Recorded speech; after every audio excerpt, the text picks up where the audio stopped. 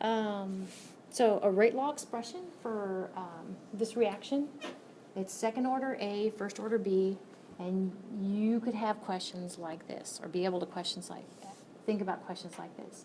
If you take the molar concentration of A, which is second order, and if you double it, do you guys remember what will happen to rate? We talked about this. Starts with letter Q. It will quadruple. And actually, it's almost a little mathematical thing. If you think of, you're doubling it, so you're putting a 2 there, 2 raised to the second power. It does quadruple. Exactly. Okay, similarly, if we 1/2 the molar concentration of B, what will happen to the rate?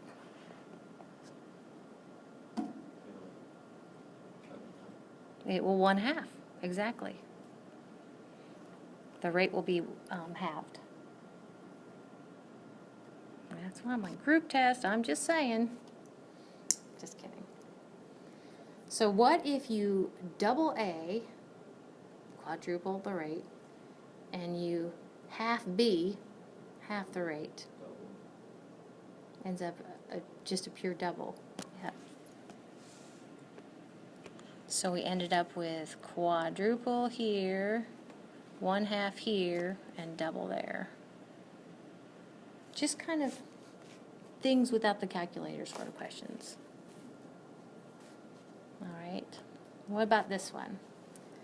So the observed rate law expression looks like this. It is first order H2I2. I will remind you what I said on Friday, and I tried to be dramatic about it, that since this is not given as a mechanism, this is not an elementary step. You cannot use molecularity to come up with reaction orders. Do you guys remember how you come up with reaction orders? Painfully. Only through experimental data can you come up with the reaction orders. Somebody's already done it for you. They came up first order in both of those. Okay.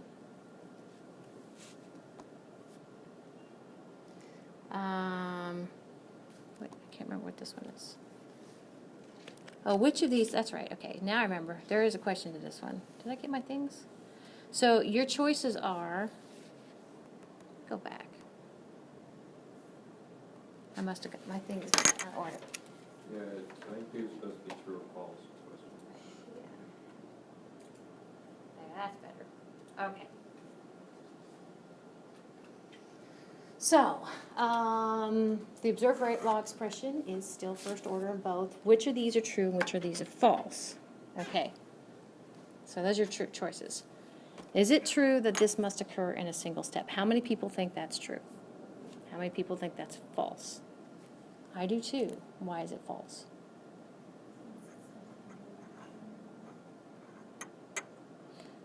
It's kind of squishy to me, but there's nothing that, because that's the observed rate, that says it has to occur in a single step. So you guys are right. You guys are very right. True or false? Is this overall second order? How many people think that's true? Me too. 1 + 1 is 2. Perfect. True or false? If you raise the temperature, that will cause the value of K to decrease. How many people think that's true? How many people think that's false? I'm liking it. What does happen to K if you increase the temperature? I turn your attention to the Arrhenius equation. K is equal to K0 times E raised to the negative EA over RT. You increase the temperature, which is in the denominator of something raised to the negative power. You increase the temperature, what happens to K?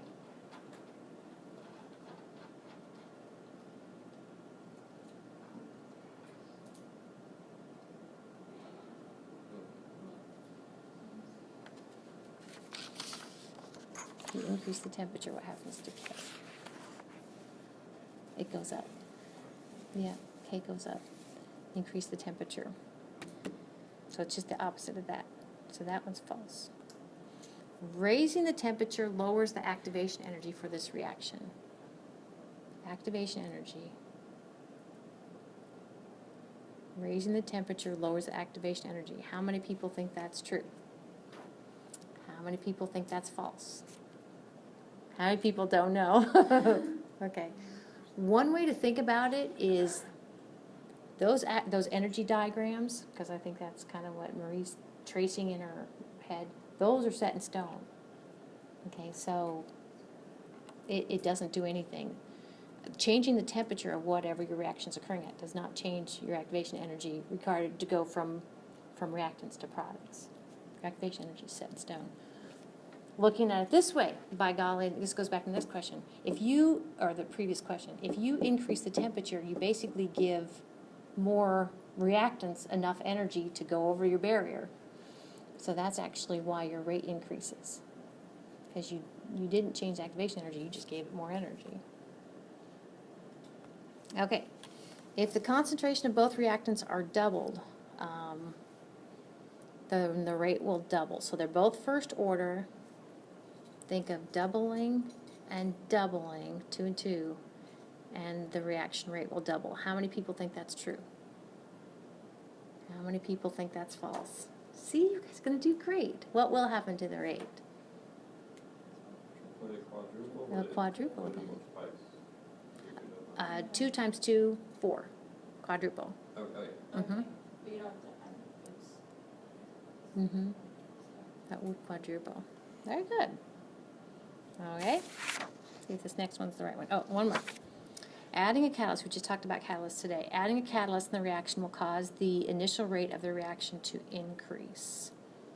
Initial rate. How many people think that's true?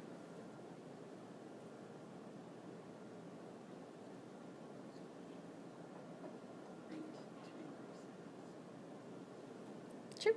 Very good. Okay. Now, let's see, this is question 3. Okay, now these are just true and false, independent of any specific reaction. True or false, reactions are faster at higher temperatures because the activation energies are lower. How many people think that's true?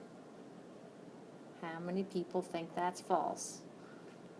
Ding, ding, ding, ding, ding. Very good. Okay. Next one. Rates increase with increasing concentration of reactants because there are more collisions between reactant molecules. It's like I'm on a game show. How many people think that's true? Ding, ding, ding, ding, ding. Very good. Okay. At higher temperatures, a larger fraction of molecules have enough energy to get over the activation energy barrier.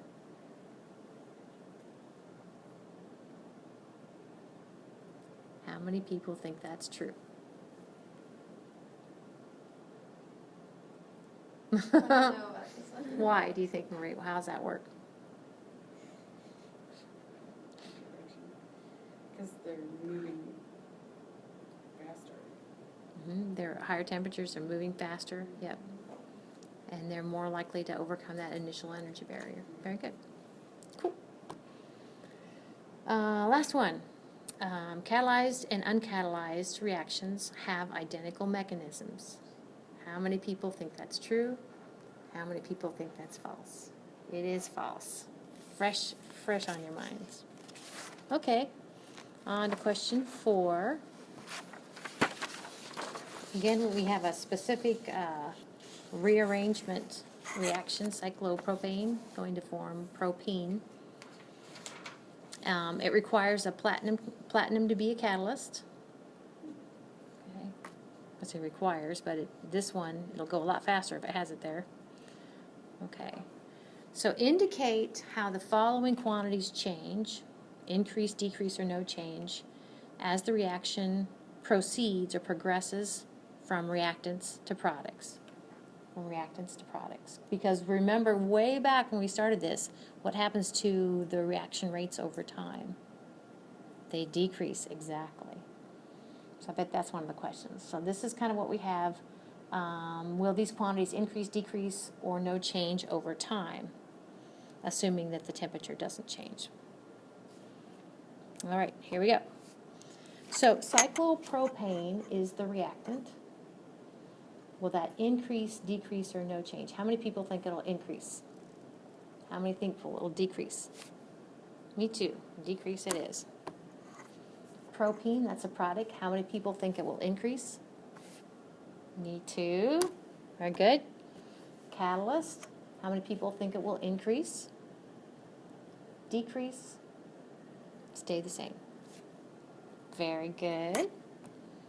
Okay, rate constant K. Remember the temperature stays the same. How many people think K will increase? Decrease? Stay the same. It'll stay the same. K is dependent only upon temperature. And again, this is the Arrhenius equation down here. This is how K works. So K is equal to K0 E raised to the negative EA over RT. So in Thursday's lab, you guys ran the experiment at several different temperatures and you got different Ks.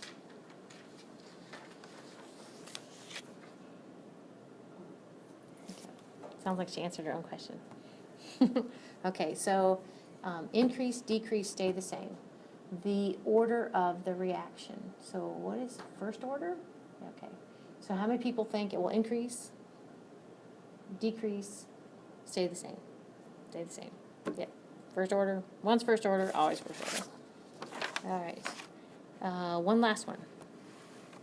Now this is where, again, it's up to you, but if I was studying, even if I wasn't going to rely on this, which I don't think you really should, it'll be there, I would double check which of these half-lives is first order, because this is first order, and which is second order. Okay. So half-life is the amount of time it takes for your concentration to get half spent, to go from what it is to half of what it was. So I'm liking this for first order and this for second order. Good. So it's clearly first order because it's first order. So what do we think the half-life will do over time? Well, the half-life, how many people think it'll increase? Decrease? Why decrease? Because it's going down, and so the half-life is gonna be cut in half as well, so it's gonna also. What you're describing is the molar concentration of the reactants going down. And they're not asking about the cyclopropane, they're asking about T sub 1/2 of this reaction. So you're right, the cyclopropane will go down, and the amount that's lost or converted in one half-life will decrease with each half-life cycle, but the time itself.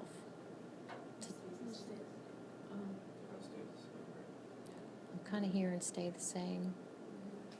Because the time wouldn't change for it to. Right, the time segment.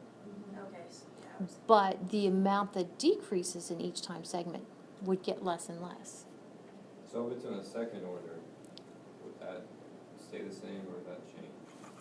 Well, I'm still thinking the difference between these two is the second order depends upon the initial concentration of A. Just the initial. But other than that, yeah, and the initial concentration is always going to be the initial concentration. Right. So you're back to. Yes. So I think if it was second order, your half-life would still remain the same. Oh, very good. Okay, number 5. Here's one for you, speaking of half-lives. What if it was first order, okay, and you let her rip, and you went 5 half-life cycles? Compared to what you started with, how much what fraction would remain? 3 seconds? After what, 5, Yeah, 1/32. 1/32, and then how'd you get that? 32 to the 5th power. So I do think that's right. 1/2 times 1/2 times 1/2. Yep. And kind of drawn out what Hunter's saying. Yep. The, Yeah, you can take 1/2 to the 5th. Yeah, that's what I did. the first cycle you'd have 1/2. The second cycle you'd have 1/2 of 1/2. The third cycle, the fourth cycle, whoops, and the 5th cycle. Darn it. Yeah. Okay. So it's what? So, Because I can use my calculator. So 'Cause he's 2 timed raised to the 5th power is, I have to double check. usually 5 times. 2 times 2 times 2 times 2. 1/32 for the fraction. Because it's 2. Yeah, that's what, see, he's faster than I am. So if you take the 5th power, and if you take it 2 to the 5th power, that's where he's getting that. Yep. That's a 3 there. Looks like a 5, but it's a 3. Very good. Okay. Next one. Okay. Give the relative rate of the reaction in terms of each of the species involved for the reaction. Now, you might not, this is like something way early on, okay? We said that if you're looking at how fast a reaction is occurring, we can look at either reactant or we look at the product. We decided, though, if you're looking at the reactant, either one of the reactants, it's going to be negative, right? If you're looking at the product, it's going to be positive because the reactants are decreasing and the product is increasing. The other thing we said is you have to take into consideration the stoichiometric coefficient. Is this ringing some bells? So we said actually you can come up with the rate. You can only report one rate regardless of what you track. So if you go ahead and apply the absolute value of, okay, and you go ahead and take, let's pick on the first reactant. We can fix the fact the stoichiometric coefficient is 2 if we go ahead and introduce a 1 over 2. Remember how that works? And we're looking at the change in molar concentration of NO per time.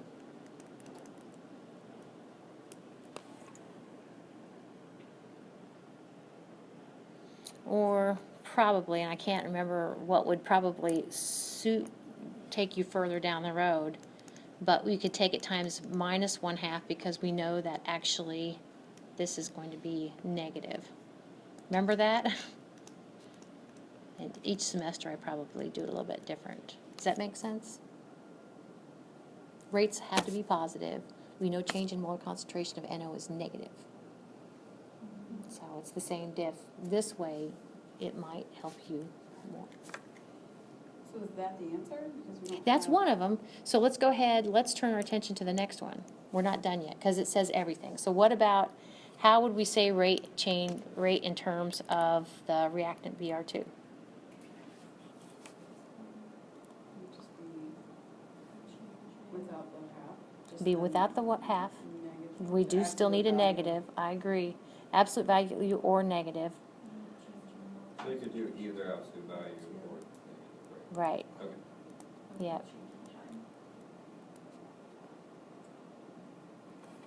And then we have one more. What would that last one be? It would be positive. So 1/2 change in NOBR over the change in time. Yep.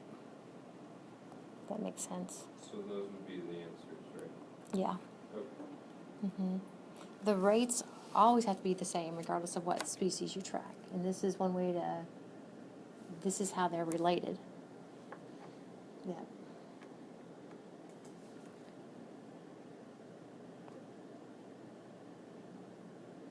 Very good. Okay, what else we got?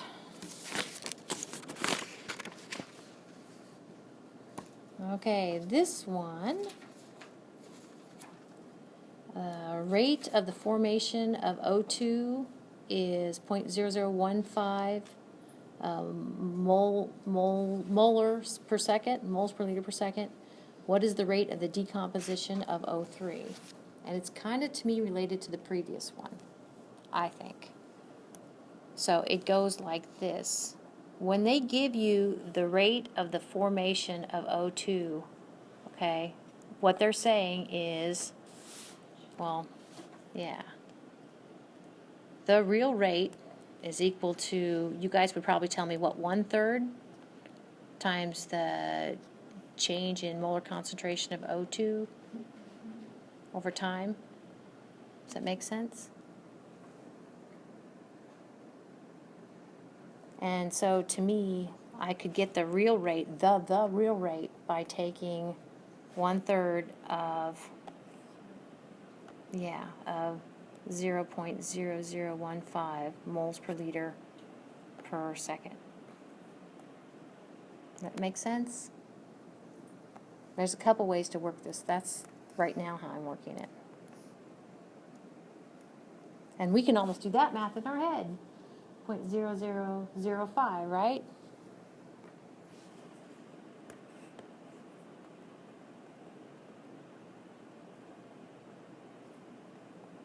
You buy that? Okay. So now if we go ahead and kind of apply it in a similar vein to what we talked about before, that with regard to the O3, rate is equal to what? It's a reactant, so 1/2. is it? Negative? Yeah, I prefer negative. I know absolute value works, but negative 1/2. Yep. Change in molar concentration of O3 over change in time.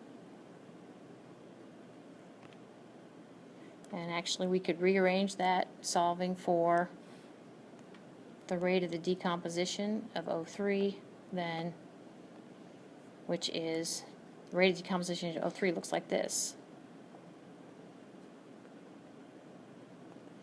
And that's going to be equal to what?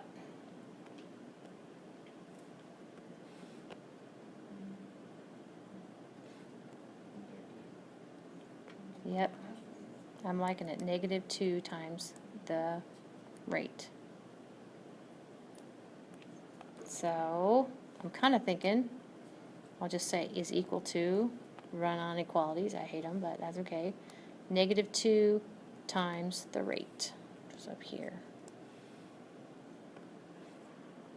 0.0005 moles per liter per second. Okay. There's probably an easier way. You could probably just use a stoichiometric ratio and get from one to the other. You said this is Even absolute easier. value, right? Yeah, absolute value. But since the rate was negative, or since the rate of at which the reactant's going away is negative, then I went ahead and took it. Okay, just trying to kind of remind you of things we talked about. The next one looks like this one. Oh, this is where you get to use some of these equations, I think. We probably won't work this out. I'll just kind of set it up. So it says it's first order with regard to sucrose. First order. So this is where you keep your wits about you. First order, I'm kind of liking the natural log one. Does that seem right? ln of A over A0 is equal to negative KT. These are like in order. Because right now, and they may not be in Thursday's test, but I've got 0, first, second. So we're first order, and it says after 2.57 hours at a particular temperature, the concentration decreased from, okay, so already I'm going to say from, so this looks like our A0 to A. Okay, find the value of the rate constant. Of course, rate constant is K.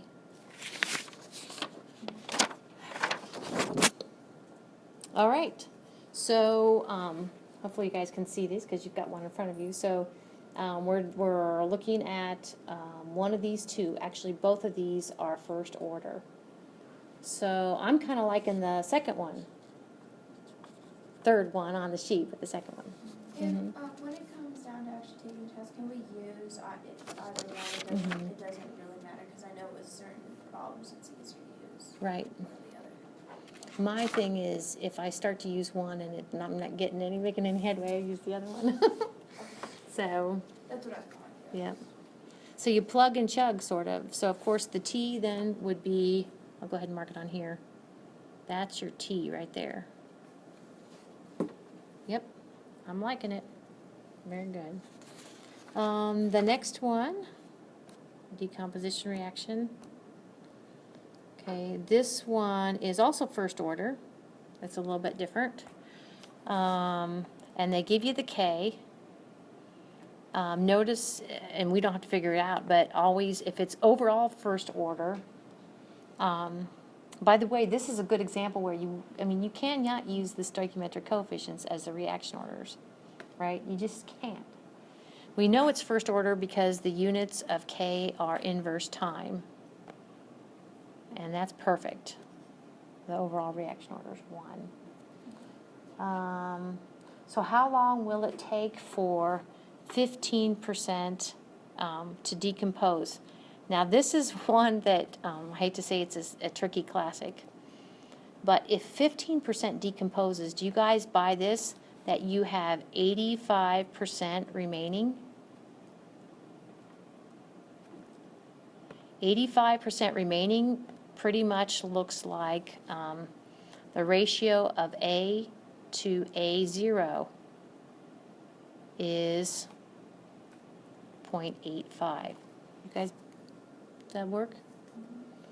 Okay, so if that works, then first order, you're back to basically using that third equation, the second one of the,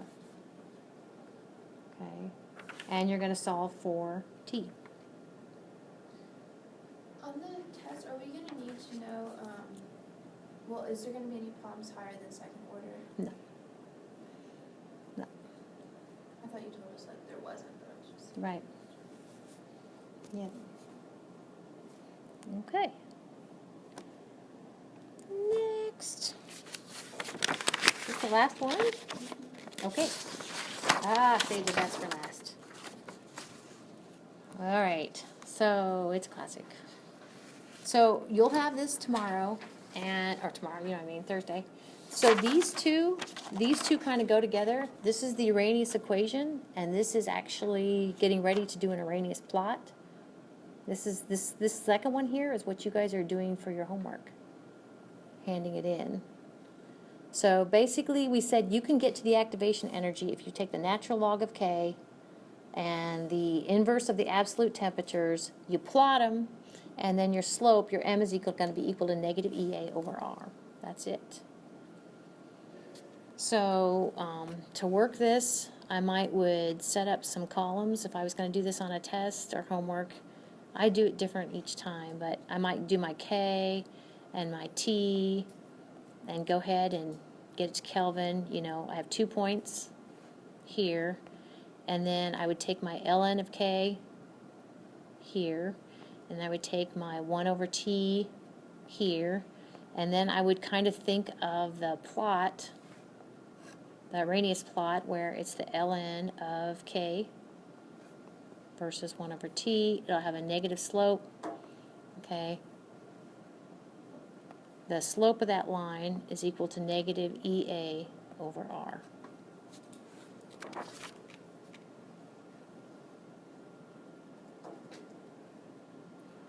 So, of course, slope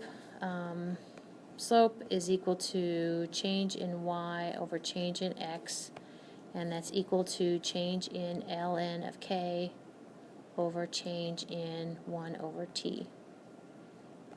And then, to me, I like that because then actually I already have these to go ahead and come up with 2 real numbers. I just take the difference and then I take the ratio, and that's my slope. That's how we do it. Okay. Well, very good. That's all I got. So there's no homework due for Wednesday, but there might be some due for Friday. We'll just see. Okay. Let me know if you have any questions. I'll push these out like usual. Might take me a little bit of time. But if you ever see that something's not out there, just a quick note to say, we can do that.